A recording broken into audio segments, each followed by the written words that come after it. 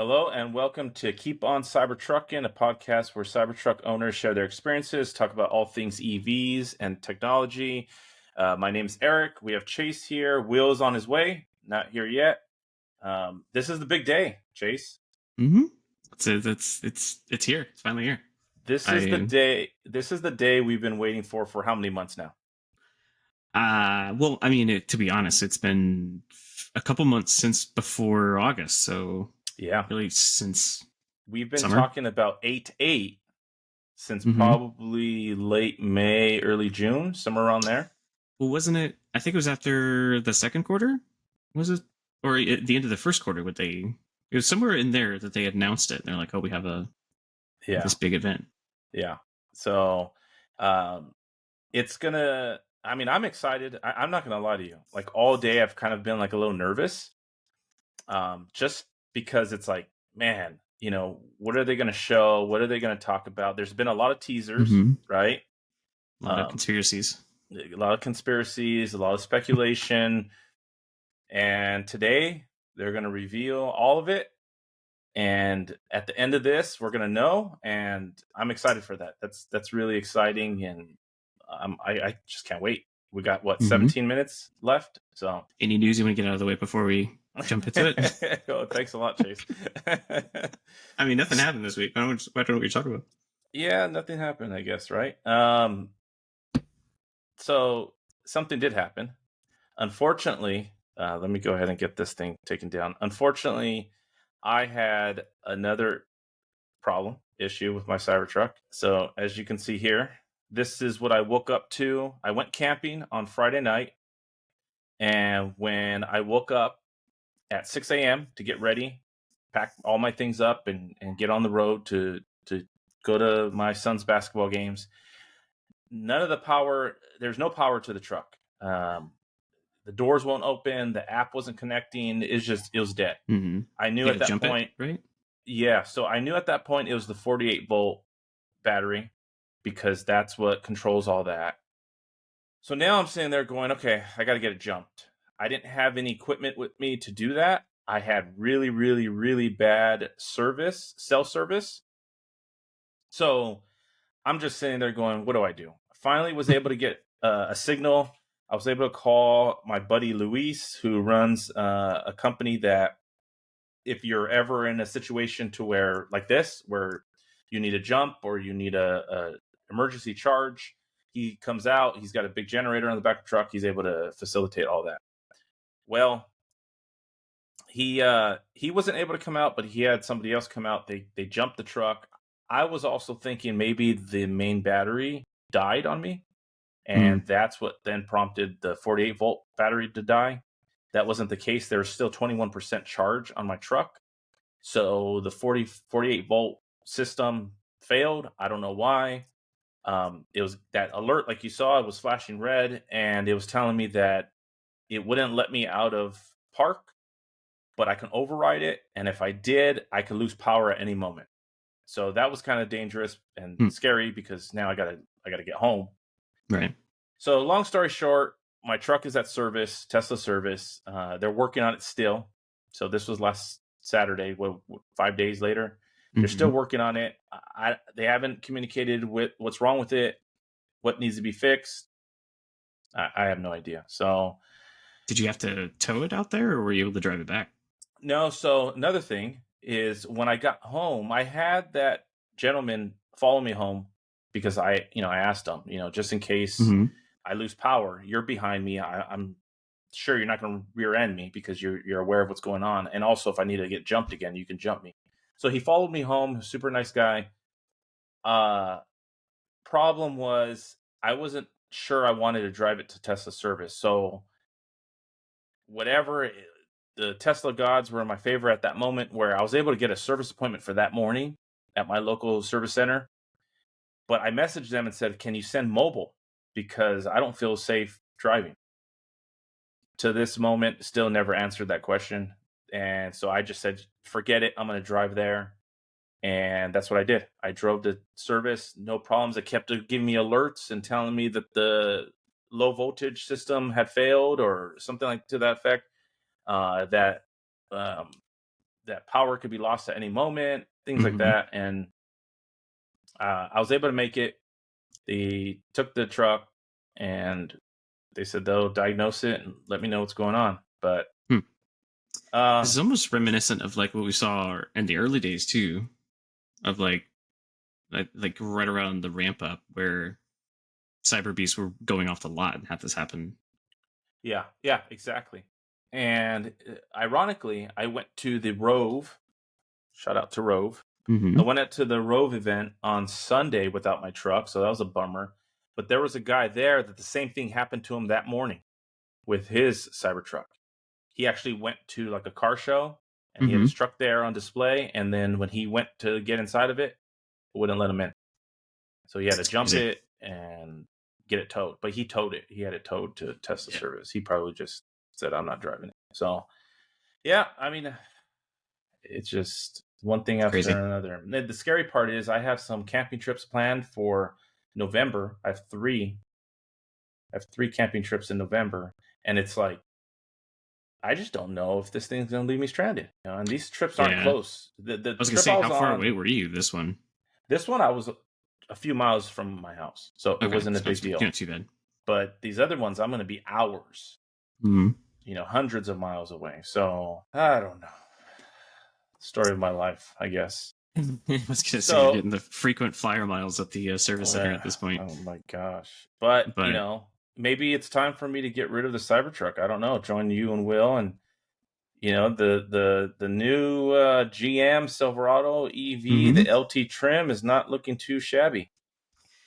It's a mighty fine price point for all that you get out of this, and I think as long as you're not looking for that like super off-road capability, like this actually is pretty decent. Yeah, I'm with you as far as that rear, what would you call this?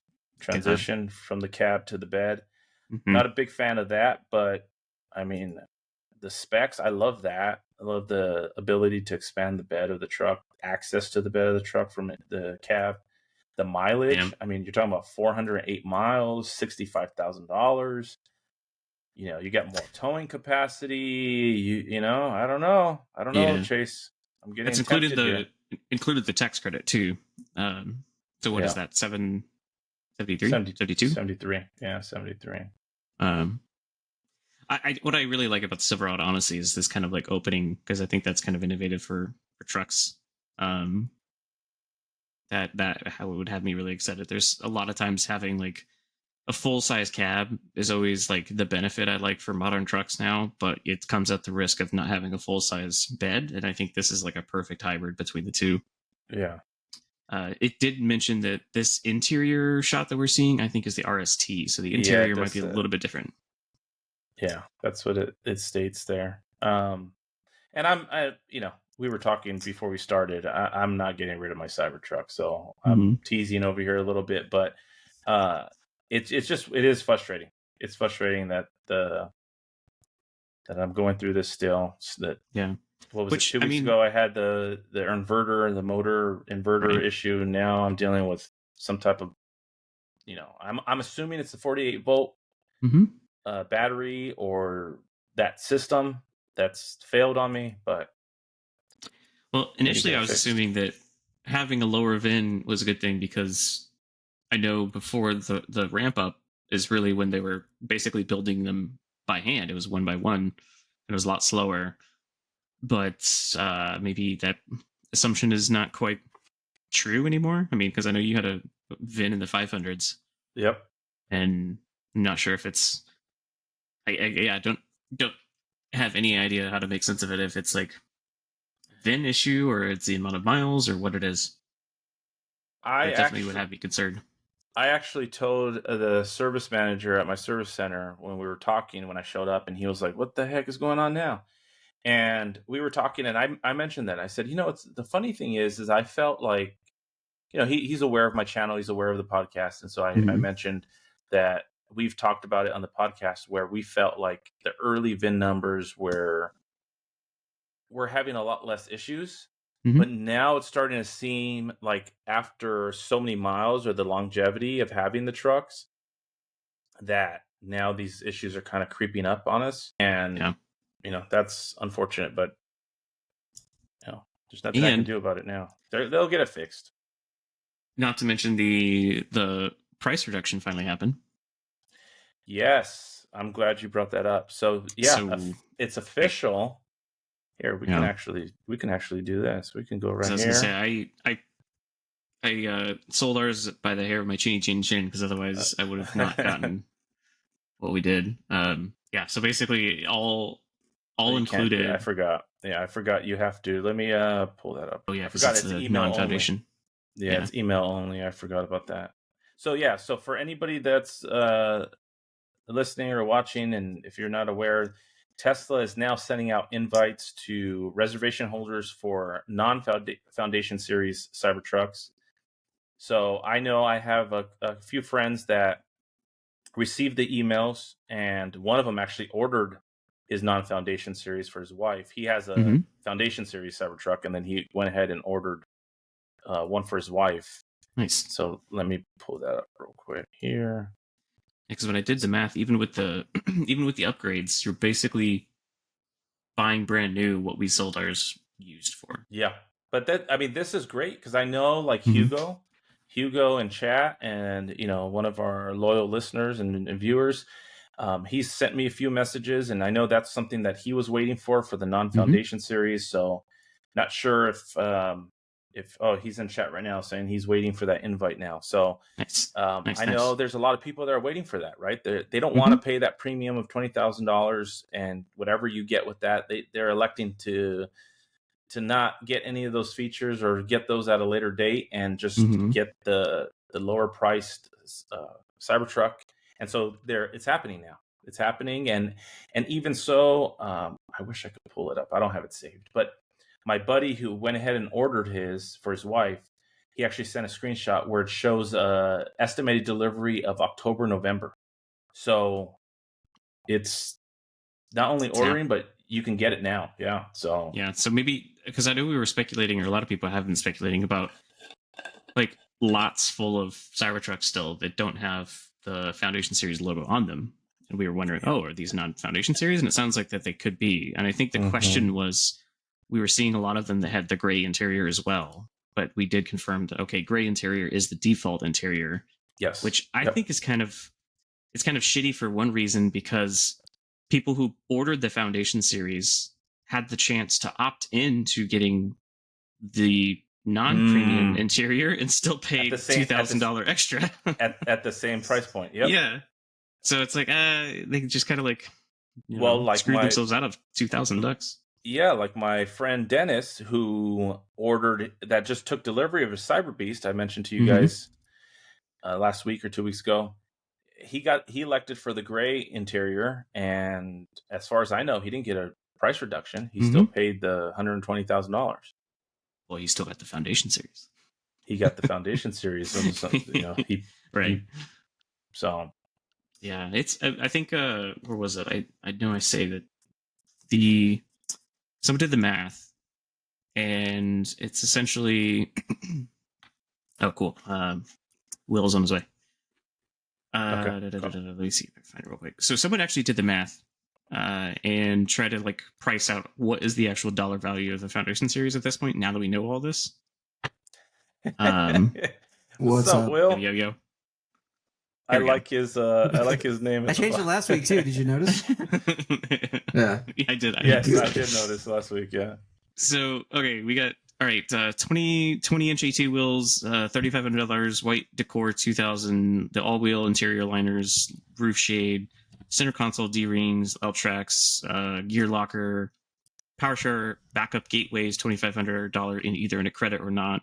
He mentioned full self-driving capability as $8,000, but honestly, people are getting the $7,000 value acknowledged still, and then he's saying about $720 for the lifetime premium connectivity. So a whopping $16,000 and $16,345. So basically, the premium for Foundation Series that we all paid was roughly about $3,655 to pay to play.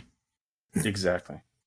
Which is not terrible. It's not bad for what you and Will were able to use it as a business and make some money off of it. That was my logic in the beginning. Was the whole idea? It what they are including with the foundation is basically the money's there. It's covered really. Mm-hmm. But what I was just saying a bit ago, since we know that the white decor is now our premium asset, right before you jumped on, all the Foundation Series trucks that opted for the gray interior and still paid the same amount just got screwed out of $2,000. Maybe they'll send a voucher for that if people start, complaining a little bit. I don't know. I doubt it. I mean, if you can complain enough, you can just get a free Cybertruck twice over. So apparently, well, if you play, I'm getting to the point where I'm going to start complaining about my Cybertruck. I honestly would. I would bring up these stories because this is ridiculous. I don't know if you honestly no. Here's the good question, and I actually do have a good friend who is a lemon law lawyer there in LA that I could get you in contact with if this does get serious, because this is enough things that, I mean, at least you're not on the hook for fixing it, but still, come on, so I should be able to do something. I've always wondered, this is where my head goes, right? Beyond lemon law and all that. I kind of think whenever you have an issue like this, my truck has been in service for a week and it was there 2 weeks ago for about a week. So, or maybe over a week. And I look at that and I go, okay, let's just call it 2 weeks. I shouldn't pay full price, full car payment for that month if I didn't have the truck for the whole month. You know what I mean? I mean, if it was a lease, I would agree with you, but no, I know. Yeah. I know there's nothing I can do about that. I get the sentiment.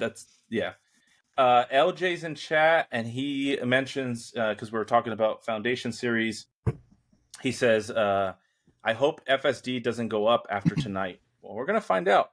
Yeah, I think that's what they show off. Yeah. And we've said it this whole entire summer. This event is going to define FSD if it's either going to go up or stay the same. 100%. I knew for a fact that this event, or at least leading up to the event, was going to be enough catalyst to change the prices of the used market. And we were saying it right before you got on, Will, about how now that we have the non-Foundation Series available, I clearly timed it perfectly because I got out when I last possibly could. There's no way that I could resell right now, or at least resell to the educated buyer. Yeah, I think there would be a lot of people that are in the market for one would go, why would I buy yours? I could buy one new for 80. Mm-hmm. Yeah. So no, you timed it right. You were looking to get out, and you got out when you needed to, and hopefully you get back in at some other point. And I know at the flip side, that's exactly it. I didn't expect it to happen this fast, to have it available. So okay, I could have just got into a cheaper Cybertruck. It would have actually fulfilled my need at that point. You'll be back. It would be the difference between 70 and 80. But yeah, I figure I'll be back into one eventually. You'll be back. Because right now you have the Rivian, the R1S, and then you have another vehicle, right? Just Kia, but we're actually probably going to sell that just to have the Rivian because it kind of fits everybody really. Sell the Kia, just have the Rivian, wait a couple months, and then get back in a Cybertruck. Mm-hmm. That's my hope. Okay, we just hit. Oh, shit. Are we live? Okay, we're live now. Okay, cool. Okay, so it takes us straight to. Let's see what it does. Unless we have to go over to X. It's starting. Oh yeah, we're starting now. They differ materially from those projected. I'll save it. More details can be found in the written materials. Tell me if this is good, too a loud. legal statement. Oh my god. Way to kill the buzz.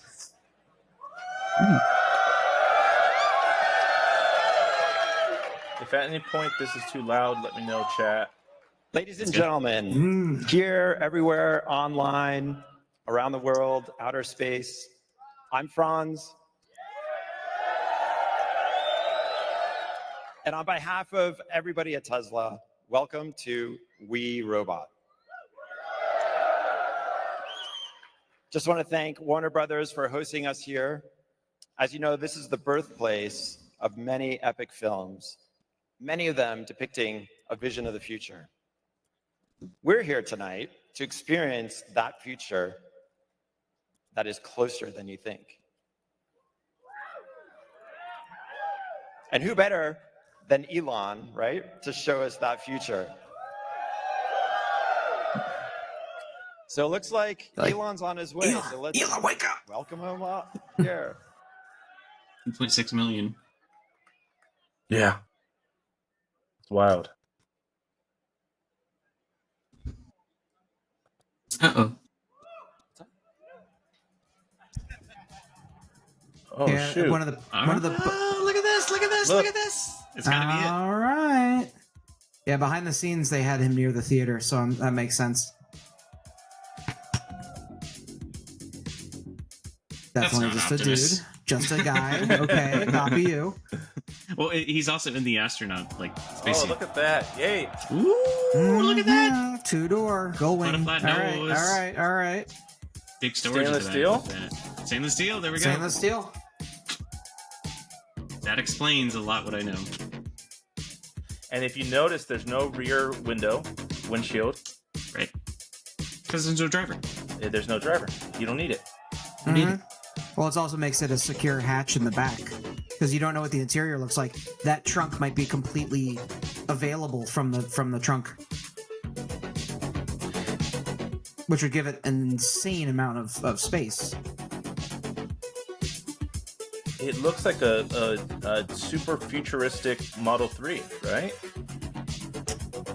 Notice, okay, so this for sure was the vehicle that we saw that was covered up because notice the wheels are different sizes. Mm-hmm. Yeah. The lace cycles. Nice. So cool.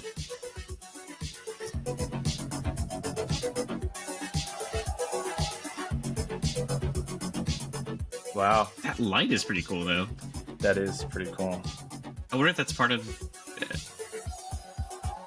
Could be part for the cameras, too? See stuff?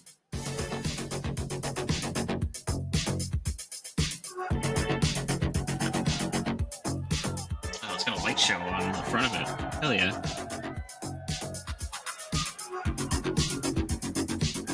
I'm actually surprised that they showed the vehicle before Elon even spoke. Yeah. Yeah. Start strong.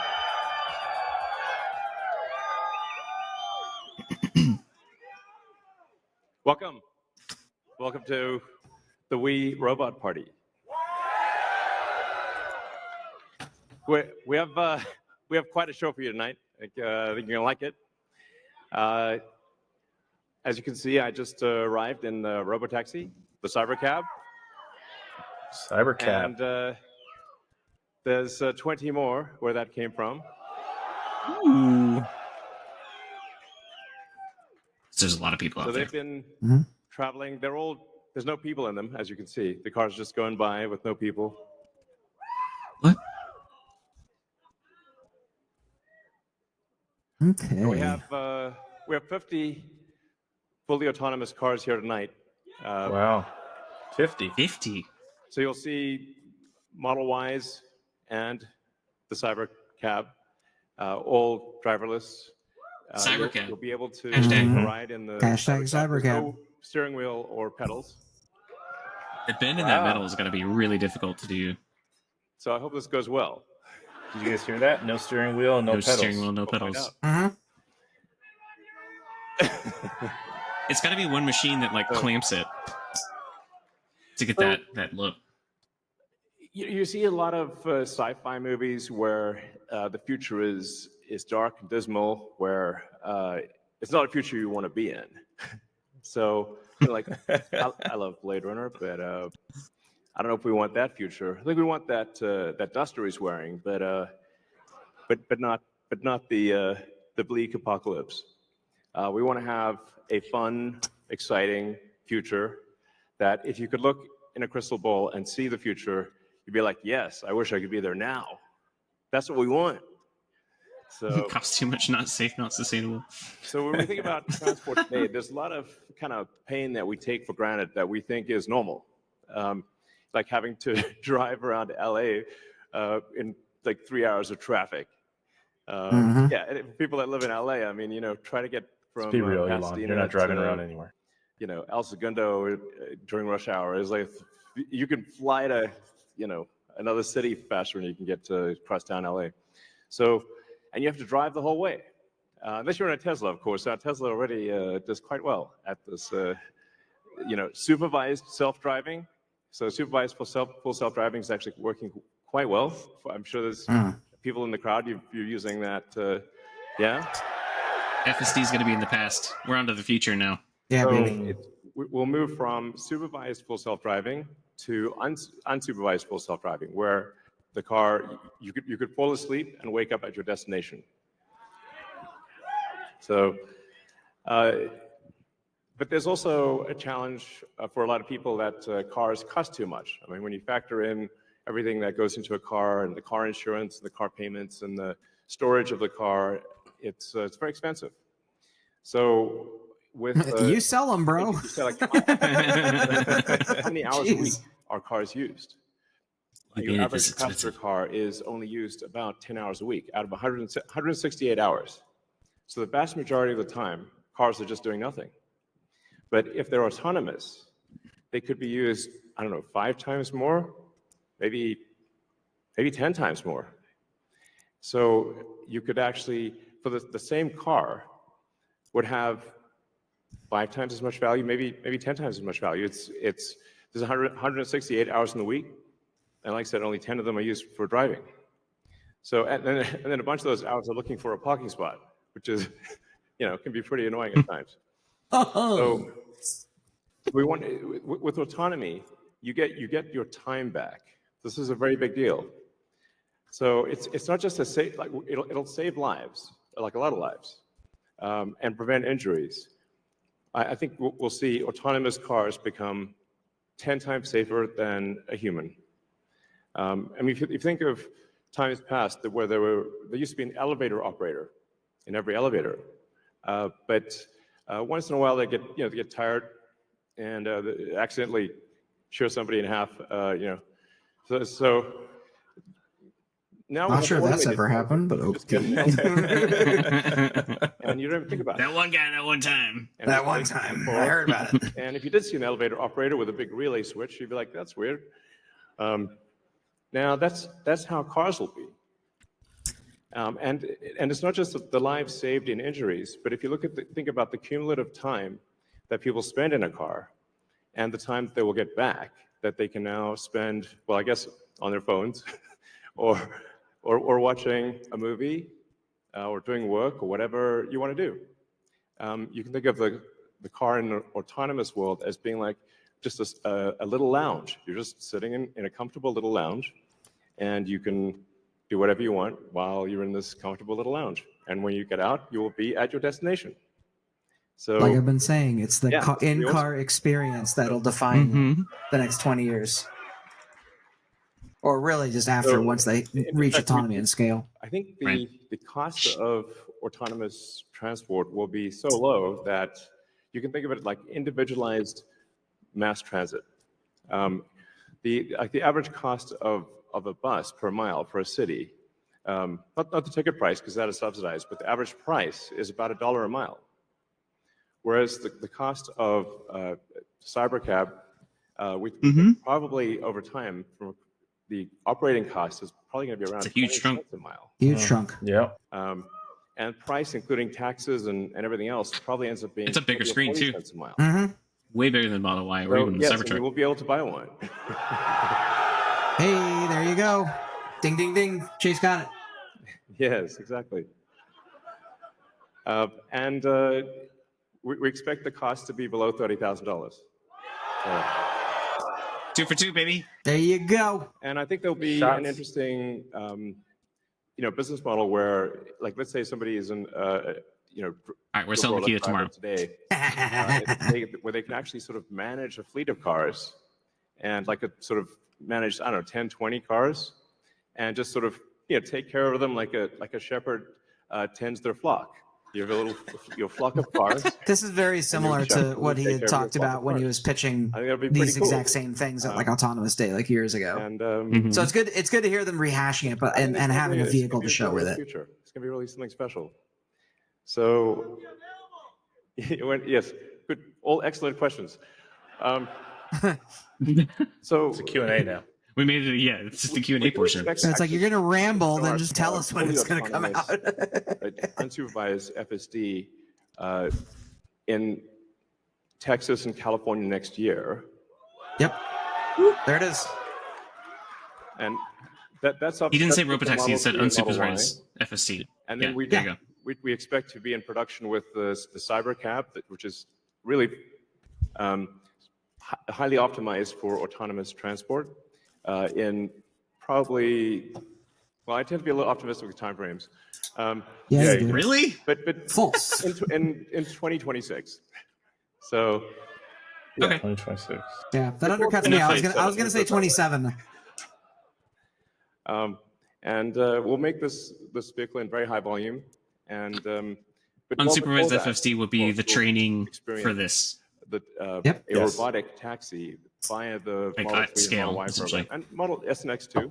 But the model, your 3 and Y will achieve unsupervised full self-driving First. with permission in wherever regulators essentially approve it in the U.S. and then to follow in outside the U.S. So and it's Cybertruck too. Yes, of course. Sorry, I don't want to forget. Yes. All our cars are basically all cars that we make. So His lawyers are like, Yeah. Shut up. all right, next slide. okay. So one of the reasons why the computer can be so much better than a person is that we have millions of cars that are training on driving. So it's like living millions of lives simultaneously. We have the data. Seeing very unusual situations that a person in their entire lifetime would not see. But Oh shit. hopefully, Oh. Jesus. yeah, exactly. Hey, look at that guy. So Probably Florida. with that amount of training data, it's obviously going to be much better than what a human could be, because you can't live a million lives. And it's also Jesus. can see in all directions simultaneously, and it doesn't get What are tired you or doing? text or any of those things. So it will naturally be, like you said, 10, 20, 30 times safer than a human, just for all those reasons. And I want to emphasize that the solution that we have is AI and vision. So there's no LJ's asking, will FSD go up needed. Now? So the Model 3 and Model Y and S and X that we make today will be capable of full autonomy unsupervised. And that means that our cost of producing the vehicle is low.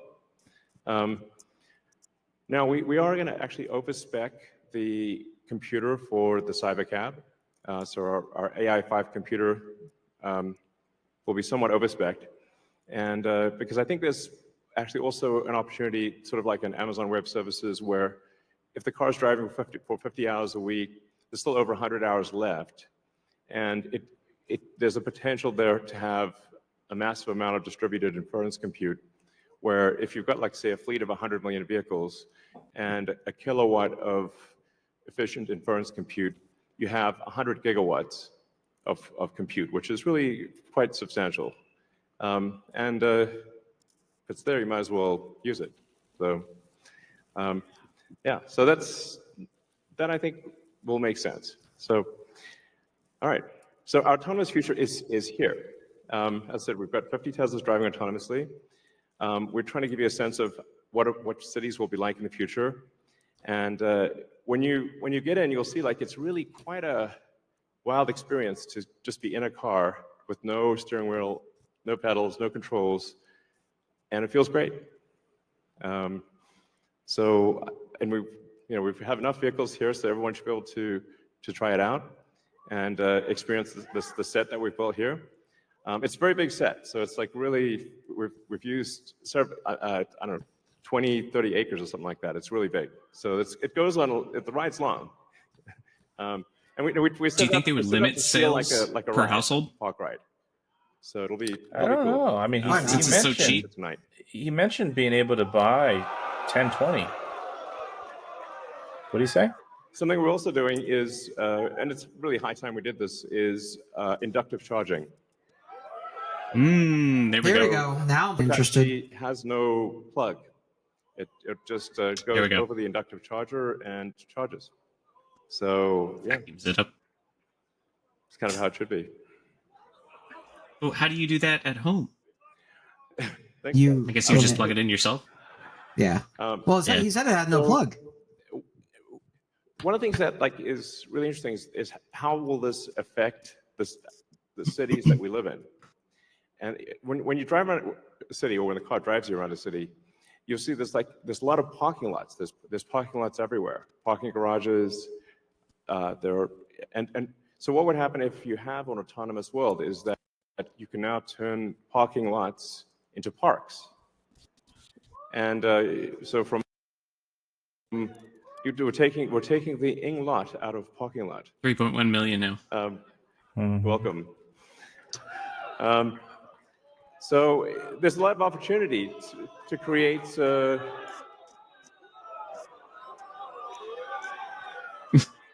green space in the cities that we live in. Oh. What is this? Is this the van? It's a shuttle. Holy cow. Quite fantastic. Oh, and also... It's like the cyber bus. What happens if you need a vehicle that is bigger than a Model Y?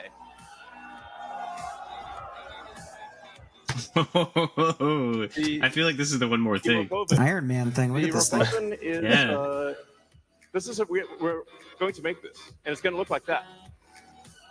Now, this is the van. Going down the streets and you see this coming forward to you. That'd be sick.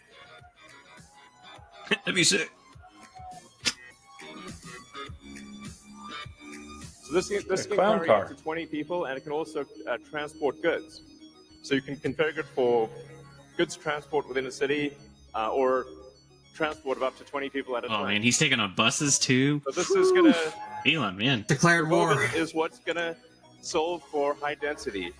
So if you want to take a sports team somewhere, or you're looking to really get the cost of good travel point. down LJ to, asks, will these end up in the boring tunnels? Then you can use the RoboVan. I easily probably could. Some people call it the RoboVan. I'll see not.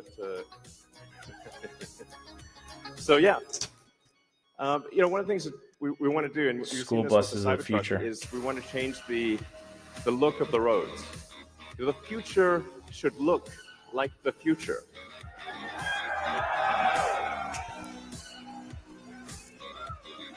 That's crazy. People are gonna flip when they see this thing going on the road. This is not even like a car. It's just what is that thing? Speaking of robots, wild. Something we didn't mention: stainless steel. Wait. Yeah, also stainless steel. A fleet of Optimus. For our cars, the batteries power. They set it over. They had the material ready to go. They would be stupid not to reuse it. Yeah. The AI inference computer, it all actually applies to a humanoid robot.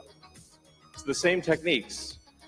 It's just a robot with arms and legs instead of a robot with wheels. And we've made a lot of progress with Optimus.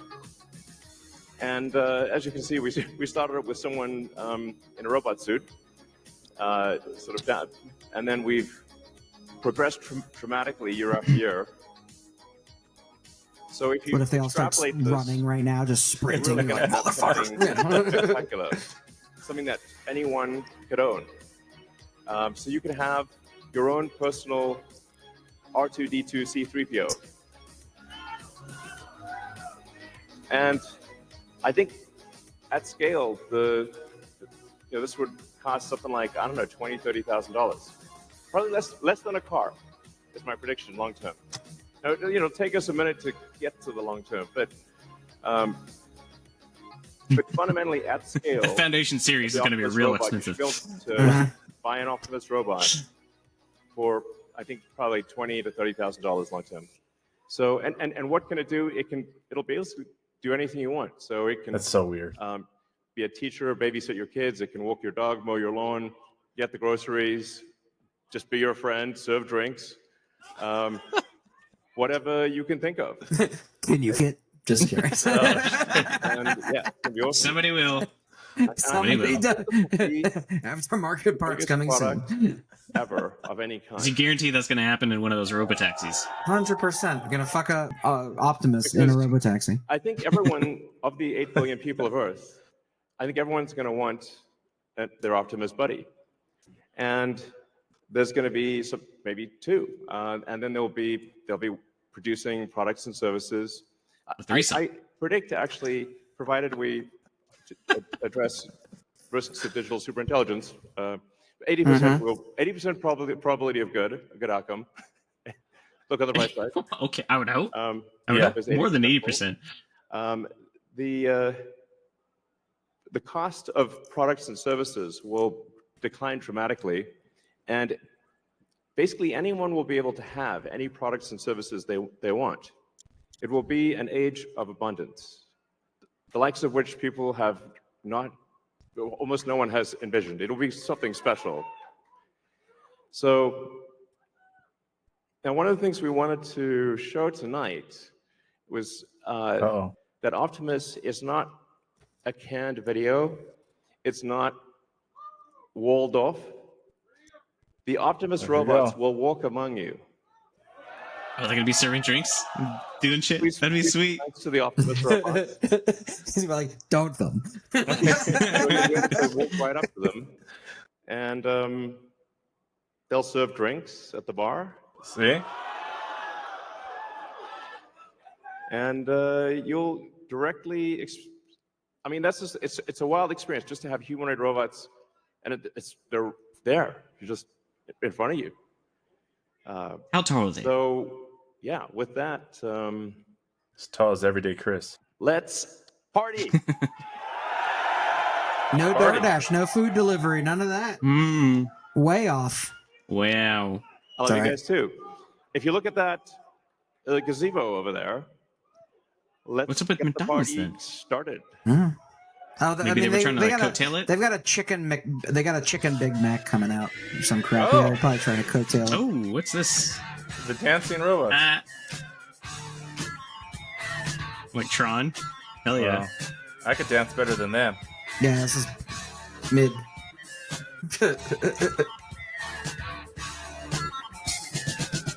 LJ says, if you have Optimus out there and CyberCabs on the street, is it called pimping? Yeah, right? I told my kids, I'm like, you guys will probably be the last generation that has a driving age, in that you will, at 14, if you had $25,000 or whatever, you could buy a car that could take you to your friend's house or whatever, because you can't drive it. And then eventually it'll be your driver's license to get a manual override capable vehicle or a manually drive vehicle. You would have to go get a driver's license for that. And that will now become so much more rigorous of testing and retesting. So, which I think is a great idea, but like, it just reminds me, like, everyone's just going to get hammered because they have their own chauffeur to go everywhere. But the thing happened in Austin where, for some reason, there was like a regulation thing that happened in Austin where Uber and Lyft were not allowed in Austin for a little bit. Yeah. It was weird. And then there was the other companies came in to try to like fill in the void of like, because it was a fingerprinting issue.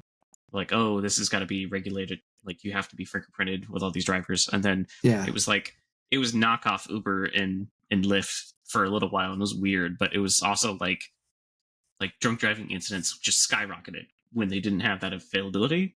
So we could see the opposite happen, where maybe it's a thing of the past. Well, let's talk about our initial thoughts on this. They're calling it CyberCab, right? So it's the CyberCab. I want to pull up. Since Sawyer's there, let's go ahead and just dive into his tweets. There it is right there. That's the CyberCab. I like the look of it. Oh yeah, same. I mean, it's ambitiously looking at like stainless steel, but with swooping curves, which I really want to know how they did that. I think it's the GigaPress. It's the pressing stuff that they one piece. I think that they got into casting exteriors after they were casting the inner frame. Agreed. So now they can now mass produce that, because what is it? Count the panels. You've got a back panel, door, front quarter panel. That's it. There's 3 panels. And then that back panel will have a seam for it so that the rear hatch can open up. And that looked like that was one single piece. I mean, yeah, I think that this is literally what they were facing. When it's like, okay, well, if battery prices aren't going to come down, or we can't achieve a price per kilowatt hour that allows a $25,000 vehicle, we're going to have to do it through manufacturing. So the Cybertruck proves that the frame casting, the way that they've been doing it, has been effective for ramping up their production. So now they can look at something like this and be like, yeah, we could stamp something like this out in a sixth of the time or something like that. Yeah, I think you're right, and it makes more sense. Knowing the person I do that worked on the Cybertruck was now on this, and that makes more sense because it was the stainless steel. Now, another thing that they mentioned is the fact that it's going to be charging wirelessly. There's no charging plug or But they didn't port. show it at all. That's disappointing. They didn't. I mean, you get the video, but it's... Yeah. But doesn't that go into what we speculated a few weeks or months ago about how, or not speculated, but we were talking about how that's the wave of the future is when, I think Will said, you show up to a grocery store or anywhere and you just park your vehicle, it's charging itself. Now, this maybe isn't going to be the case as far as parking, right? Because if it's just dropping you off and then it's taking off to its next customer, you know, how's that going to work? Where is it going to charge? Is there going to be somewhere that all of these CyberCabs take off to and to go charge, or what's the range? I would imagine that they would probably prioritize it where it's like, okay, so the vehicles, when they hit 30% battery, unless there's a ride out there for it to hail that could do like 10% of the battery before a charge, maybe it'll pick it up. But otherwise, I think it's got to have a threshold before, you know, and all of that is based on the infrastructure of wherever they put those little cleaning and recharging stations that they're going to use. And yeah, so it's like, okay, it'll just go off, burn off 70% of the battery doing deliveries and doing whatever, and then go back and charge at whatever HQ, unless you own one, in which case it comes back to your house and you probably get an alert, get your ass out there, go clean the car and put it back into service. Yeah. What's interesting, I'm catching more of the live stream, Optimus like wearing like normal shirts and wearing a cowboy hat, serving drinks. Nice. Which is very, very like... See, they're dressing him like Tom Cruise. That's not acceptable. We don't like the this. The movements actually look like surprisingly human in a way. Like it's still robotic, but it's you have the micro movements in there enough. Now, what about the price tag? I mean, do you guys think that that's gonna? I mean, Cybertruck was supposed to be $40,000. Yeah. I mean, I don't know about the sub $30,000 price tag. I don't know. I think that they probably took their ass kicking when it came to the Cybertruck pricing, and they're probably looking at it like, look, we can't make announcements anymore based on our hope for the battery price per kilowatt hour market to improve the way we anticipate it will, because they were expecting a gold rush going for lithium, and they didn't get it. And now they're like, okay, maybe this time we need to be like, okay, with our current manufacturing capability, we could scale between now and 2026 and be able to produce this vehicle for the price. That means if the battery price is the same today, we'll still be able to produce it. If they could produce up to 5,000 Cybertrucks at full speed on the Gigafactory, they could easily ramp that down and have enough room to pump these out like crazy. Like there's no sense they couldn't do it. I just want to know, just for personal reasons, like, were they making this at the Gigafactory, or were they making this off-site and then planning to make it at the Gigafactory in Texas, or are they building? Maybe this was actually what the plan for the Mexico plant was, because that could play a factor given the election. That's true. Yeah, because I think the Mexico plant was meant for the quote unquote $25,000 Tesla, so it could have been this. Yeah, I'm trying to pull up the van here. Did they update the website to like have anything that satisfies? I didn't check in any way. Let's see here. Not much after hours movement We on the Robot. price. Okay, yeah, it's like still $2 down, but that was like since earlier. Yeah, it'll have a solid pre-market wake up. Oh yeah, they had a autonomy for all. stay up to date on full self-driving, so you can put in your phone number and stuff. Experience Tesla. Well, they're not taking any reservations or anything. The question is, maybe we should pull up that graphic if we can find it, where they teased the other vehicles that had like cloaks over it. I wonder if this is for sure that van looking thing that we saw. I would assume so, but I'm just, because of the profile of it, I starting to question. Yeah. Let me see if I could find that image somewhere. Yeah, I found it already. Let me. Because that's freaking like that's the future right there. That's like straight out of like RoboCop. I love it. But are there windows? Are those sides like actually windows where you can like look forward and backward, or are there just no windows and just out the sides? Okay, let me go ahead and bring that up. There you go. It looks like it could be this. It looks like it has like a little bump right stair here. Step in it, which could have been a design change that they made later on. But then again, if you look at this image or this, that kind of looks like vehicle, the RoboTaxi. It looks the same as this one though, so it could just be just a general. That could placeholder. Be the RoboTaxi and then the personal one, but it could be, I don't know, it could be all three. Yeah, I would assume that was the van. Yeah, I don't think that they wanted to give away too much. So that looks like, to me, that just looks like, what is it? Those Nissan larger vans that they make now with, so it's like one of the few vehicles that still has like a prominent hood and front end area. Oh, they have some Model Ys picking up people and driving them around as well. Yeah, they have some Ys and 3s running around. So that's because what he mentioned 20 CyberCabs there, and then he said 50 vehicles. 50 vehicles total. The other 30 were probably Ys and 3s. So I think I got that on my bingo card because I did say I thought that it was going to be both. I didn't think that was going to be a new piece of hardware, but I did think that it would be other cars. It's interesting though that he did mention the unsupervised FSD next year for Model 3 and Model Ys, and then he did correct himself and say Cybertrucks as well. No mention of X and S. That's yeah. I mean, I wonder why. I mean, do you think at some point they're just going to get away from S and X? Are they too old in hardware? I think that they don't have anywhere near as many drive miles as they have for Model 3 and Y. 3 and Y have been on the road that they have got so many. They probably got like I would be willing to bet like almost a 10-to-1, but probably more miles driven that they've documented between the Model S and X and the Model 3 and Y. Model 3 and Y just, I think they have so many more drive miles to be able to train the net off of that. They're just that much closer to it with 3 and Y, and that's why they can show off this platform, this CyberTaxi or whatever, CyberCab. Excuse me, I was already wrong. But yeah, I'm willing to bet. Yeah, there's Josh. Josh West got on the live stream. There you go. But yeah, the Optimus is still in the crowd, just kind of like playing with people, just interacting with them. Well, I mean, if you look at this, I mean, just at these sales numbers, I mean, when you look at production of the 3 and Y compared to other vehicles, which is the S and the X, I mean, it's not even close. No. Yeah. No, it's a point where I think they would kind of phase them out. That's what I'm thinking. If I had an S or an X, I would probably sell it at this point. I know. Will, were you able to sell your X?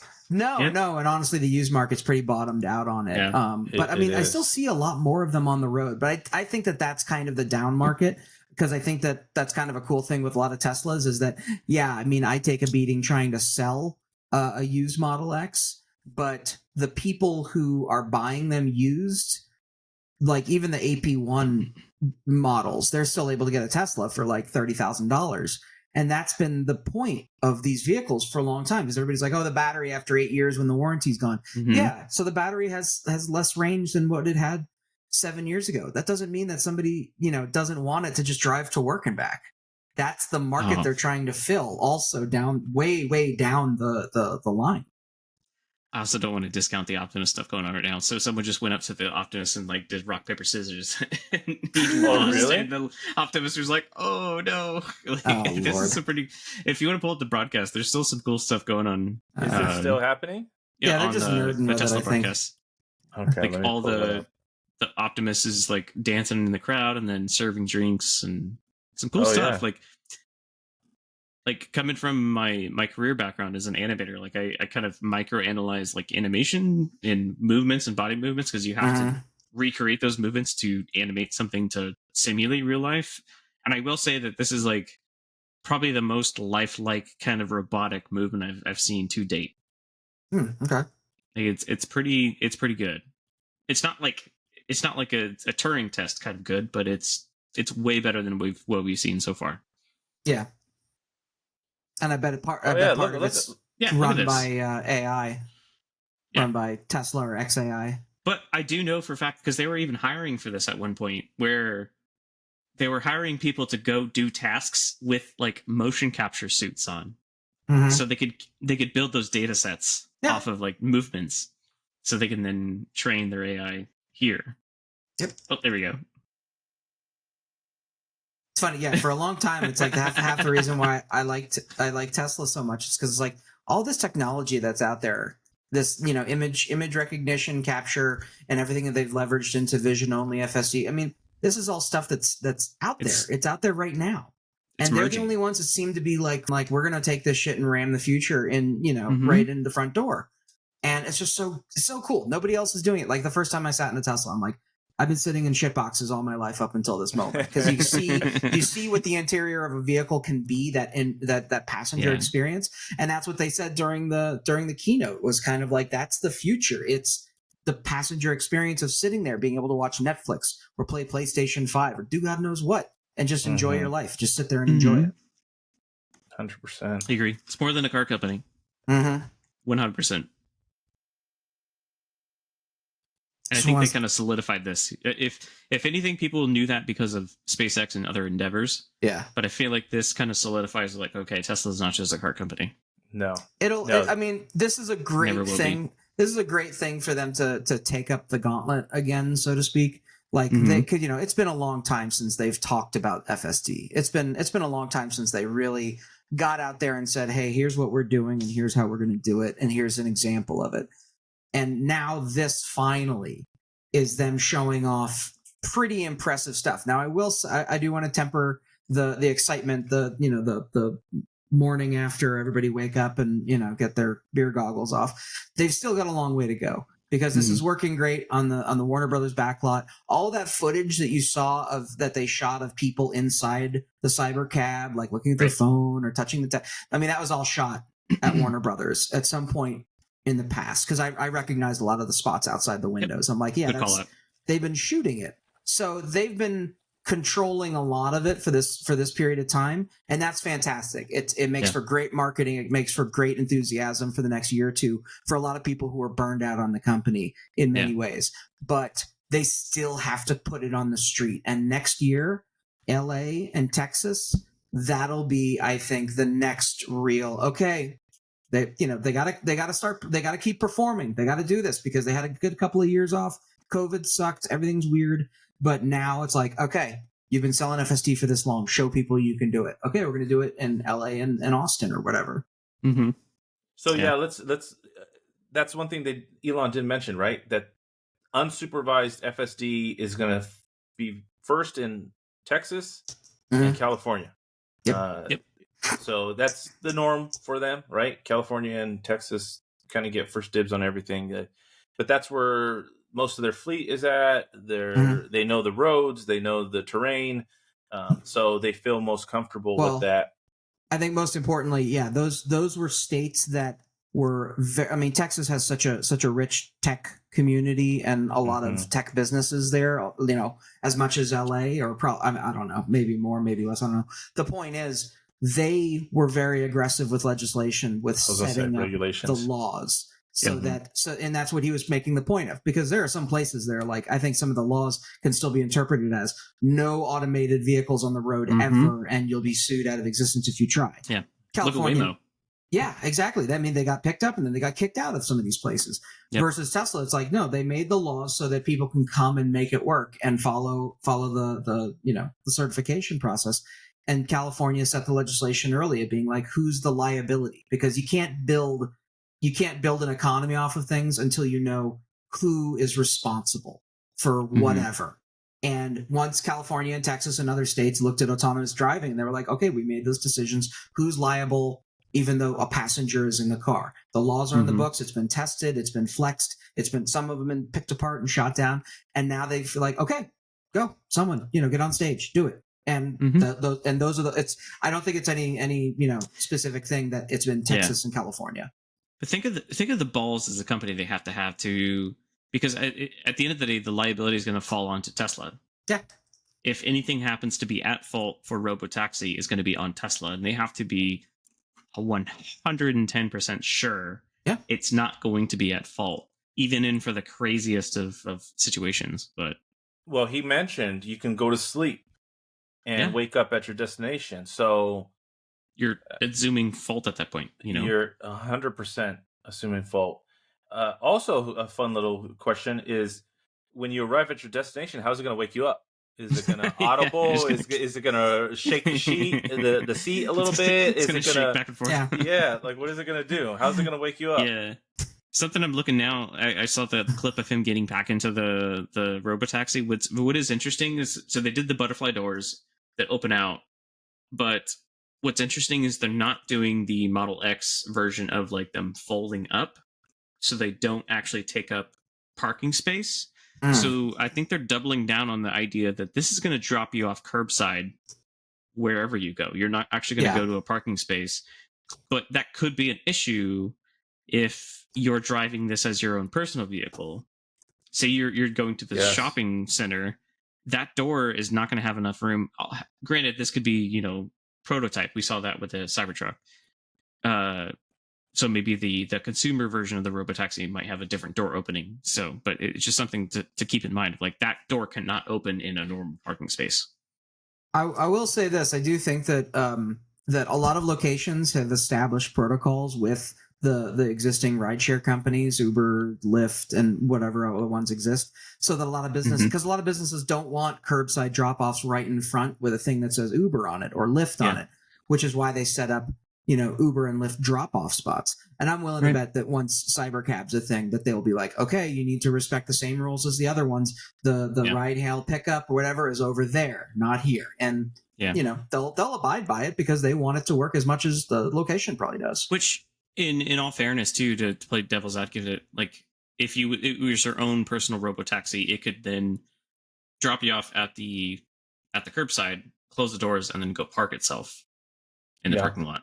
Wait for you until you needed to leave your destination. So, well, I think we'll have to see. I think that's probably one or two steps into the depth of what we're going to be facing next year when it starts doing unsupervised. Those questions will come up. Okay, you drove me to the movie theater. Do I tell it go find a parking space, or do I tell it off, go home and come and get me when the movie's over? Is that an option? I was just going to say which one to do. I would imagine it would be, I'm at the movie theater, I need you to pick me up. It's like when you're a kid and you say, hey, Mom, pick me up at this time, right? So you go, 10:30. Exactly. So you say, hey, come back at 10:30 and go make me some money. Yeah. And so now it takes off and it knows, okay, at a certain time, I need to be back. And so how far did I go out and how much time do I need to come back? Man. And now it's not taking any more rides. That's. But think of the convenience, though. Like, that's so much more convenient than just taking up a parking space that's wasting space that someone else could use in the parking lot, and it could just be on the road, just arrive at the right time. And like, if you're a little kid, you're just like, okay, you can build in your time to like hang out with your crush and get picked up exactly when you need to go back home. Like, it does make a valid argument to what he was saying. Because he was talking about like, oh, we could just do away with parking lots at this point. Yes. Well, so I think that's actually, the way that we have parking spots right now is the thing that would be addressed. And it should be. We've dedicated so much space to cars that aren't there. Like most parking spaces, most parking lots you go to, they spend most of their time empty as hell. So the fact that we have this much space of our lives dedicated to temporary access to a car is ridiculous.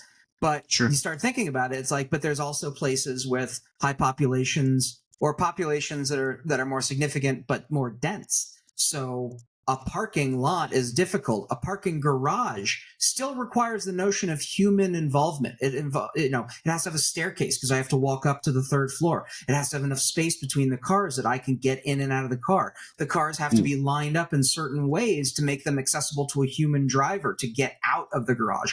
Versus in the future, they can just start looking and being like, all right, let's just start doing them like filing cabinets. They have them in New York systems where, it pulls in and literally just lifts up. Next car pulls in, lifts up, and it remembers which car is in which place. And when you call for it, they have to back them back out. But if you can automate systems like that, you could fit way more cars in something that isn't a lot because there's no human that needs to be in there. The car can handle half of it, and a structure can also handle some of it. 100%. Wanyacom mentioned something. I know we kind of touched on it a little bit, but there was no mention of McDonald's or any other partners or Postmates or. I think McDonald's is riding on some coattails. The coattails for sure. I give them credit, but I wonder if it was total coattails. Yeah, it's starting to seem that way. Another thing that he mentioned was that how the cost of hiring a CyberCab, right? When you're looking for a ride, what that cost is going to look like. Elon, he said it. He tends to be optimistic, not only in time frames but also with things cost. He mentioned 20 cents a mile as opposed to $1, which is kind of, I guess, where things are at now. I think that was about the concept of cost per mile of ownership. So, like, you own a vehicle, it costs $30,000, $50,000, whatever, and then it's gas, it's upkeep, all that stuff. All of that breaks into a per mile cost versus a RoboTaxi, where it's like, if you just hail it, you can get around town for 20 cents a mile instead of owning a car. Yes, you're right. I'm going to pull up my Uber right now from earlier today to give you the cost per mile. Yeah, it's curious what this was so let me ask you guys this. What from this event, was there anything that you hit on the head, right? That going into it, you had a feeling about this and it happened. And then also, what was something that surprised you? The van. Van for sure surprised me. The van for sure surprised me. Well, not even the van. It's really like the RoboVan. It's just like more like a mini bus because it's bigger than just a passenger van. Like, you can carry like 20 people in that. Like, that's really want to see photo and video of the interior of that thing. I really want to see what the shape is, what the size, what they're proposing with it, because it was definitely a striking thing. But I mean, the fact that they didn't immediately like hop inside of the cars, I'm like, okay, are they trying to keep it exclusive? Maybe we'll see them all tomorrow. Who knows? But one the thing the van definitely surprised me. One thing that wasn't talked about at all, and I mean, it rightly so. I mean, it doesn't relate, but was the new or the refresh Model Y. I know some people were thinking maybe possibly that was going to get touched on. People. but no, there's nothing there. I'm going to try to get to the van. So trip fare today. I'm going to have to do some math. Hold on. I got to do some math. Hang back. I got this. Hold on. There you go. It's all right. We're looking at the van now. We want to kind of see. Want to kind of see what the interior looks like. Get a little. We can pause it as opposed to the live stream as it was happening. We just kind of let it.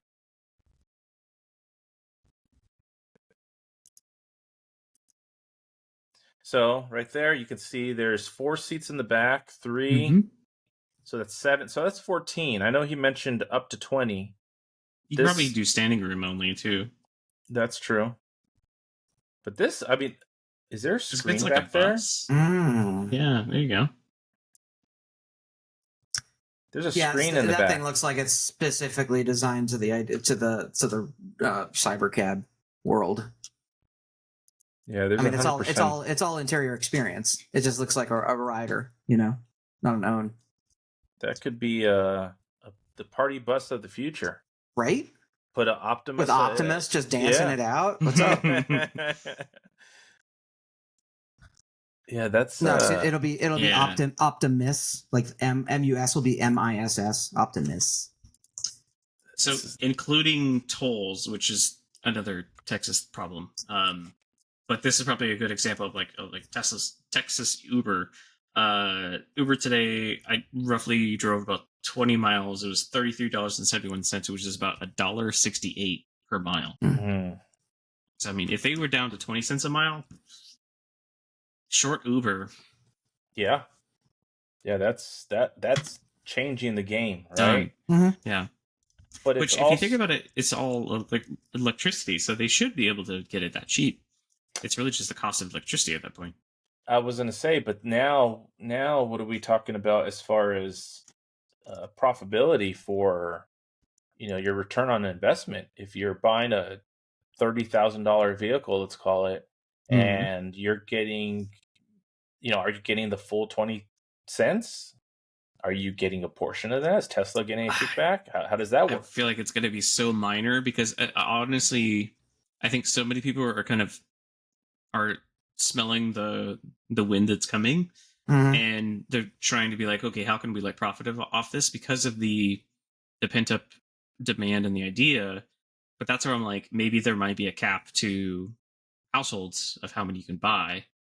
Because otherwise, how can they kind of limit that of like someone just coming up? Because I mean, a vehicle that's 30,000, you could have Hertz come in and buy 100,000 of them, and then just kind of just do their own thing. Yeah. And then if there's no margin for them, I think that's almost what they have to do. They have to limit the margin completely so that it rules out people doing that.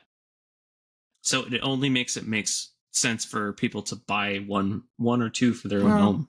I mean, I'd say that as a company representing shareholders, their task isn't to balance the market of what the end buyer's profitability is necessarily. True. Their task is to sell the vehicles, and if they oversell, then yay, Tesla stock goes up, and other companies dilute the market to the point where it's a negative, you make no profit just operating them, then they'll sell a bunch of them or whatever, people won't buy them.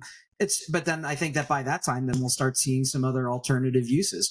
I mean, imagine a RoboTaxi being a fleet designated specifically to a company. BMW has loaner cars or whatever, instead of Uber home or whatever like that, then they just give you CyberCab credits and let you ride home and just in their vehicles that are sitting there or something.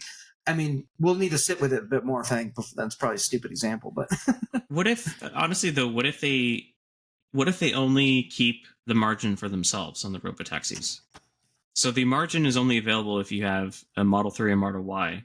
But if it's a RoboTaxi, you're either buying it to use for yourself and you don't make money on it. Like you can't just have it go make money for yourself. That's not even a feasible thing. Yeah. And it's only Tesla that actually makes money off them in a fleet. Because otherwise, I don't see how this ends well with a cheap RoboTaxi and people not trying to scoop up and make a profit off of it. Because unless there's just no profit to be made, and it's only beneficial for the consumer. Well, Max is in chat, and he says maybe the 20 cents estimate by Elon was for the bus only.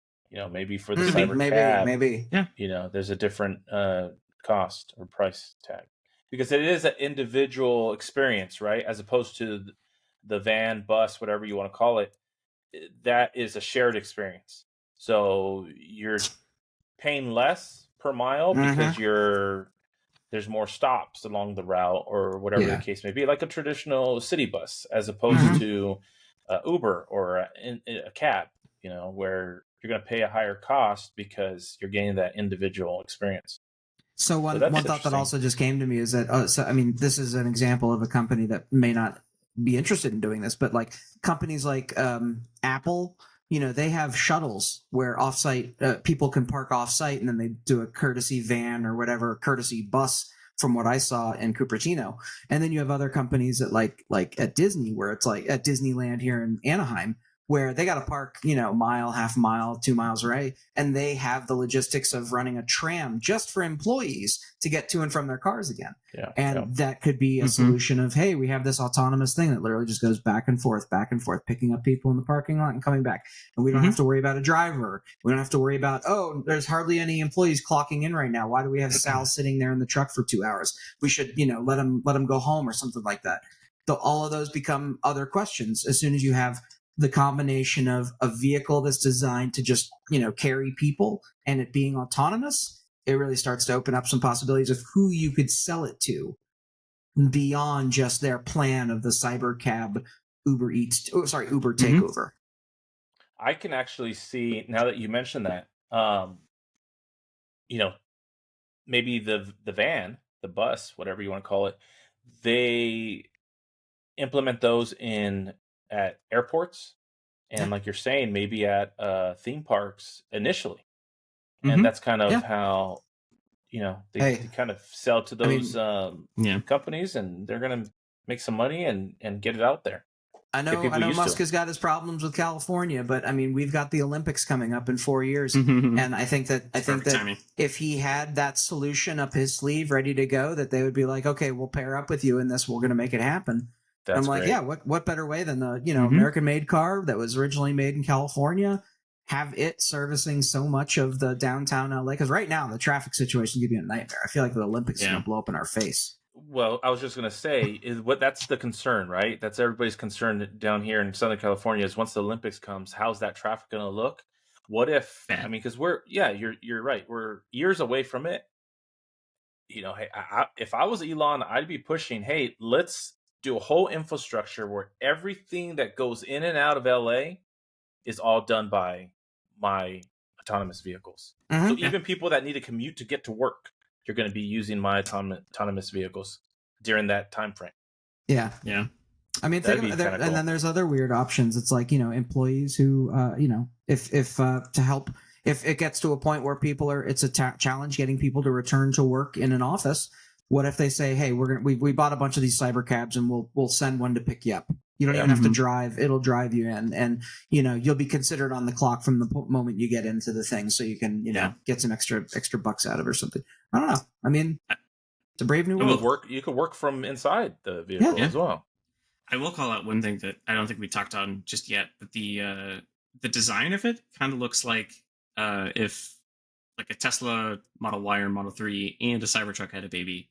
And I will call out that Tesla Hype on X kind of called it because they did some AI generation if Model Y and Cybertruck had a baby, and it's pretty dang close of what they came up with the squared off back as well as the swooping. So the front looks like a Tesla, but you still have the stainless steel. So that's kind of nice to see. Yeah, I really dig the looks of it. Yeah. Others don't. I was saying on Twitter right now, Zach from Jerry Rig Everything, he commented or posted a picture of the Cyberbus and said, personally, I think they should finish the Roadster from 7 years ago before teasing the Dork Bus 9000, but to each their own. Oh, come on, man. That doesn't look cool to you? Zach, he runs the channel Jerry Rig Everything. It's a... Who? Yeah, he's... Okay, so Tesla released some official photos. Oh, yeah, Kind of look at these. Interesting, they called it both the RoboTaxi and the RoboVan, so official names. I think he probably jumped the gun saying CyberCab. You're right. That's kind it of does say RoboTaxi RoboVan. You're right. So here's the interior of the RoboTaxi. So not CyberCab, RoboTaxi, I don't know. But here, it looks, the seats are a little different, but it looks like a Model 3 or Model Y inside. Yep. This is straight out of Blade Runner. It's so cool. 100%. 100%. And then you notice back there it says Stark.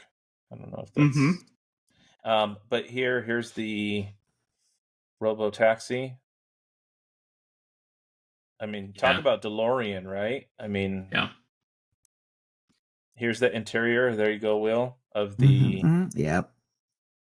Yeah, there we go. Seven each. So, I wonder, though, it looks like in the backs of the seats, those might be lit hooks that you can bring out to like hang your bags or bags. something. Yeah, hang a tablet or something like that, or a tablet holder maybe. One side entrance and exit, so that's interesting. In gold, I'm not sure if that's a thing, but stainless steel bumper might be an interesting choice. Like the entire front of the front fascia, up to that whole bumper cover is stainless steel. Well, when you're talking about panels, you can see the rear quarter panel, one panel, the door, two, front, three. The hood, the I think that is the bumper. The bumper and the fenders are different. Yeah. Crazy. The wheels are insane, though. By the way. Now, speaking about the wheels, I'm curious as to why they went with the larger wheel in the back. Is that an aesthetic thing, or is there some purpose behind that? It's got to be an aero thing for sure, because it's completely like smooth, so that's going to be maximum aero possible. Yeah. That maybe it's just part of the efficiency. Maybe it's extra load bearing for the event that you're hauling something in that truck. I was thinking that. You still have the cutouts for all the cameras. That's all standard. Here's the question: where's the cameras have to be hidden behind the glass of the RoboVan? But still, this is wild. Yeah, this is cool.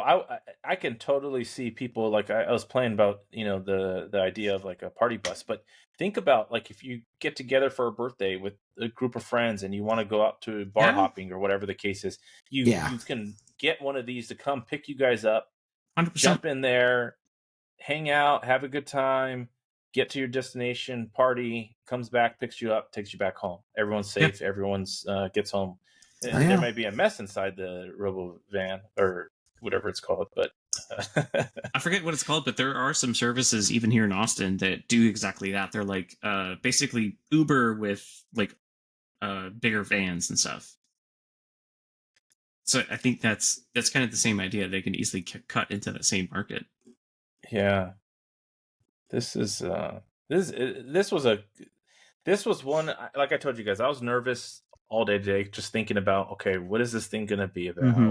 What are they going to show? What's, speculation. Like we were talking about, McDonald's is tweeting stuff out, Airbnb and all these things. There's no connections. I'm telling you, Tesla loves doing this shit. They love to just tease certain amount of information and watch people work themselves into an absolute frenzy. We all come up with all these crazy ideas for what they're going to do. I mean, if they're smart, they're writing them down because they're like, hey, these are actually really smart ideas. We should probably look into doing this shit. So that it's like, okay, yeah. And no talk about any integration with the RoboTaxi, RoboVans, and Optimus, totally separate products. Maybe down the road there's some type of integration, but as of right now, they didn't talk about that. Yeah.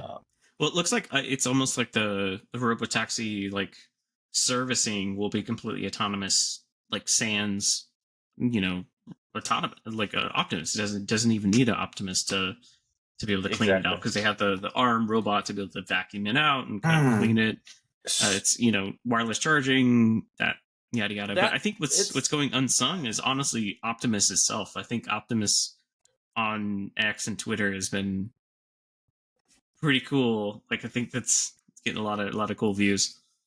It's definitely going to be really cool. I think for the people that have the money to shell out for something like that, you can really you put that to use. I want to go to that. I was kind of thinking when they were showing the vacuum, I'm kind of thinking, here it is. Yeah. Heck is it? Yeah, great. And somewhere near, it was after the. There it is. Yeah, you get it. I'm kind of thinking that is there going to be like almost like service centers where the robo-taxis are going to be able to go to a certain spot, drive in, all this automation happens, cleans it up, gets it ready for the next ride, and it's charging it wirelessly as all this is happening. I think that's kind of what they're looking to do, right? Agreed. That makes sense. People are already talking about like, okay, where are those going to go and how can I get a piece of that? Because it's like, where are they going to warehouse this kind of infrastructure? Are they going to buy it? Are they going to buy all the real estate to do this and have it happen, or are they going to need someone to lease it out to manage those robots that then will service the vehicles? Like it is a big undertaking, if not, bigger than gas stations in a way, because something's going to have to take care of these robotaxis. Exactly. There's maintenance on it that is going to be necessary. Because kids are going to get these things dirty. There's going to be spills. People are going to spray paint them. There's going to be tons of shit. Yeah, there's going to be all kinds of those. It happens, right? Yeah. If anything, I would hope that being Elon and being the company that they're doing, the fact that they're like charging headfirst into autonomous driving, robo like technology and all this stuff that's going to literally kill jobs. Like it will kill jobs. I would hope that they kind of offer the opportunity to be like, okay, we'll hire the people that lost jobs to then service those kind of same tasks that need to be done no matter what. Will that happen? Who knows? But I would hope. Well, it was a exciting night. Took a little longer than we wanted, but apparently there was some type of issue. But it was really exciting. Yeah. And that was like the best Tesla event I've seen in a while. I mean, so many of them lately have just been kind of, okay, cool. Yeah, the thing that's coming that we knew is coming. Exciting. But that was actually here's our shit. Here's where it is, and here's a bus. Enjoy it, bitches. Mm-hmm. I've yet to see someone put on. Nobody's put on Twitter of like actually driving in one yet, so I'm waiting for that to see. I'm sure it's gonna happen soon. Well, it's freaking awesome. Yeah, I'm sure we're gonna be learning a lot more in the next hours and days. So next week's podcast should be pretty interesting. Hell yeah! So, all right, guys. All right. Peace. Later, internet. Yeah. See y'all.